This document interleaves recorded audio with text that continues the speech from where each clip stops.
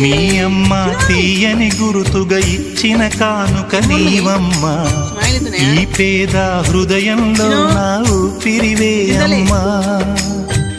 నాకున్న వెలుగుల మేడ చలువల నీడా నీవమ్మా, నా మనసే మెత్తగా పరిచా పడుకోవే అమ్మా.